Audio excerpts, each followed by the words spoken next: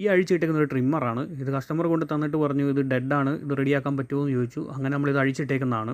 അപ്പോൾ ഇതിൻ്റെ പ്രശ്നം എന്നാന്ന് വെച്ച് കഴിഞ്ഞാൽ എല്ലാ ട്രിമ്മറിനും വരുന്ന കോമൺ ആയിട്ടുള്ള പ്രശ്നം ബാറ്ററി കംപ്ലൈൻ്റ് ആണ് ഇതിന്.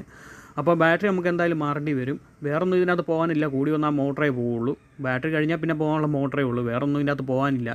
അപ്പോൾ ചെറിയൊരു ബോർഡൊക്കെ ആയിട്ടാണ് ഇതിനകത്ത് വരുന്നത്. അപ്പോൾ എന്തായാലും നമുക്ക് അതിൻ്റെ ബാറ്ററി മാറണം. പിന്നെ വേറെ ട്രിമ്മറും കൂടെ നമുക്ക് തന്നിട്ടുണ്ട്. ഈ ട്രിമ്മർ കൊണ്ട് തന്നിരിക്കുന്ന വേറൊരു കസ്റ്റമറാണ്. ഇതിൻ്റെയും പ്രശ്നം ബാറ്ററി കംപ്ലൈൻ്റ് ആണ്. അതാണ് ഞാൻ പറഞ്ഞത്, കോമൺ ആയിട്ട് വരുന്ന ഒരു പ്രശ്നമാണ് ട്രിമ്മറിനെല്ലാം ബാറ്ററി കംപ്ലൈൻ്റ് ആയിട്ട് വരുന്നത്. അപ്പോൾ എന്തായാലും നമുക്ക് ഇതിനെ ബാറ്ററി മാറണം. അത് പിന്നെ ഒരു വീഡിയോ ആയിട്ട് ചെയ്യാം. നിലവിൽ നമുക്ക് ഈ ട്രിമ്മറിൻ്റെ ബാറ്ററിയാണ് മാറേണ്ടത്. ഇതിനകത്ത് വരുന്ന 1.2 വോൾട്ടിൻ്റെ ഒരു ബാറ്ററിയാണ് വരുന്നത്. അതിനകത്ത് MAH കുറവാണ്. അപ്പോൾ നമുക്ക് ഇച്ചിരി MAH ഉള്ള ഒരു ബാറ്ററി ഇട്ട് വേണം സെറ്റ് ചെയ്യാൻ വേണ്ടി.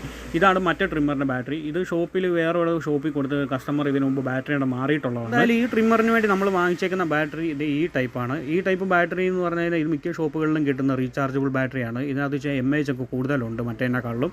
അപ്പം ഈ ബാറ്ററി നമുക്ക് കിട്ടാനില്ലാത്തതല്ല, ഇപ്പം നിലവിൽ നമ്മുടെ കയ്യിലില്ല. അതുകൊണ്ട് ഇതേ ഉള്ളൂ. ഇത് വെച്ച് നമുക്ക് സോൾഡർ ചെയ്ത് ഇടാവുന്നേ ഉള്ളൂ, കുഴപ്പമൊന്നുമില്ല. എന്തായാലും നമ്മൾ ഈ ബാറ്ററി കിട്ടാത്തതുകൊണ്ട് നമ്മളത് ഇടുന്നു. പിന്നെ ഈ സോൾഡറിങ് അയൺ നമ്മൾ ഇതിനു വേണ്ടി ഉപയോഗിക്കുമ്പോൾ വലിയ അയൺ തന്നെ ഉപയോഗിക്കാൻ നോക്കുക. ഇതുപോലെ ചെറിയ അയൺ ഉപയോഗിക്കേണ്ട. കാരണം വെച്ച് കഴിഞ്ഞാൽ ഒരുപാട് ടൈം എടുക്കും നമുക്ക് സോൾഡർ ചെയ്തെടുക്കാൻ വേണ്ടി. പിന്നെ ഇതുപോലെ രണ്ട് സൈഡും ഒന്ന് ചെറുതായിട്ടൊന്ന് ഉറച്ചെടുക്കുക. അതുപോലെ തന്നെ സോൾഡറിങ് പേസ്റ്റ് അപ്ലൈ ചെയ്യുക. പിന്നെ ഇത് എവിടെയെങ്കിലും ഒന്ന് സ്റ്റേ ചെയ്ത് നിർത്തിയിട്ട് വേണം നമ്മൾ സോൾഡർ ചെയ്തെടുക്കാൻ വേണ്ടി. അല്ലെങ്കിൽ ഭയങ്കര പാടായിരിക്കും സോൾഡർ ചെയ്യാനൊക്കെ. നമ്മൾ സോൾഡർ ചെയ്യുമ്പോൾ ശ്രദ്ധിക്കേണ്ട ഒരു കാര്യം എന്ന് വെച്ച് കഴിഞ്ഞാൽ സോൾഡറിങ് ആണ് അധികം നേരം നമ്മൾ ബാറ്ററിയുടെ മുകളിൽ വെച്ചുകൊണ്ടിരിക്കുന്നത് ബാറ്ററിയുടെ ഹെൽത്തിന് നല്ലതല്ല.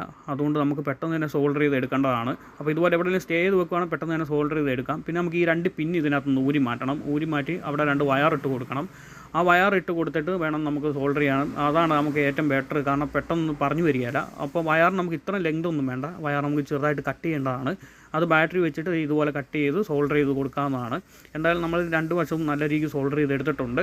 ഇനി നമുക്ക് ഈ ബാറ്ററി വെച്ചിട്ട് ഈ ട്രിമ്മർ വർക്ക് ചെയ്യുന്നുണ്ടോ എന്ന് നോക്കാം. അതിനുവേണ്ടി നമ്മൾ ഇതിൻ്റെ ബോർഡിൽ നമ്മൾ സ്വിച്ചിൻ്റെ ലൈൻ ഒന്ന് ഷോർട്ടാക്കി നോക്കുകയാണ്, മോട്ടർ കറങ്ങുന്നുണ്ടോ ഇല്ലയോ എന്ന്.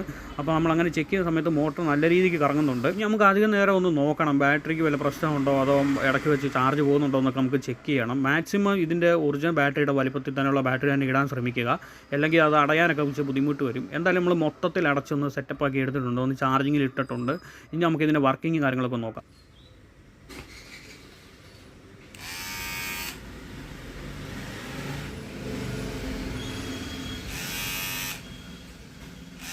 അങ്ങനെ നമ്മൾ ഈ ട്രിമ്മറിൻ്റെ ബാറ്ററിയൊക്കെ മാറി നല്ല സൂപ്പറായിട്ട് ഇപ്പോൾ വർക്ക് ചെയ്യുന്നുണ്ട്, യാതൊരു കുഴപ്പമില്ല. ഇനിയിപ്പോൾ അടിപൊളിയായിട്ട് നേരത്തെക്കാളിലൊക്കെ അടിപൊളിയായിട്ട് ചാർജും കാര്യങ്ങളൊക്കെ നിൽക്കും, അത് ഉറപ്പാണ്.